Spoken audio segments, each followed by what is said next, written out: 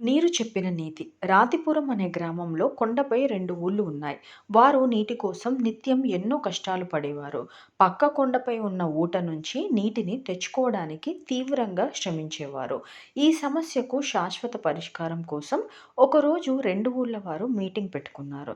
పక్క కొండ నుంచి పైపు ఏర్పాటు చేసుకుంటే ఈ సమస్య పరిష్కారం అవుతుందని ఒక ఊరు వారు చెప్పగా, రెండో ఊరి వాళ్ళు దానిని వ్యతిరేకించారు. పైపు వేయడం చాలా కష్టమైన పని. పైగా చాలా సమయం, డబ్బు, శ్రమ వృధా అవుతుందని వారు అంగీకరించలేదు. అందుకు తాము సహాయం చేయమని రెండో ఊరి వాళ్ళు చెప్పారు. కానీ మొదటి ఊరి వాళ్ళు పైపు వేయడం మొదలుపెట్టారు. మొదట్లో ఎన్నో ఇబ్బందులు పడ్డారు. కొందరు తీవ్రంగా గాయపడ్డారు. పైపులు విరిగిపోయి తీవ్రంగా నష్టపోయారు. వాళ్ళ కష్టాలను చూసి రెండో ఊరు వాళ్ళు నవ్వుకునేవారు.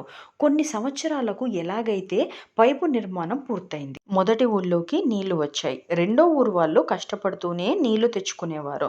వారిని చూసి మొదటి ఊరు వాళ్ళు రెండో ఊరి వాళ్లకు కూడా తమ నీటిని ఇచ్చారు. ఇందులో నీతి ఏంటంటే, కష్టాన్ని చూసి భయపడితే ఎప్పటికీ సుఖం దక్కదు.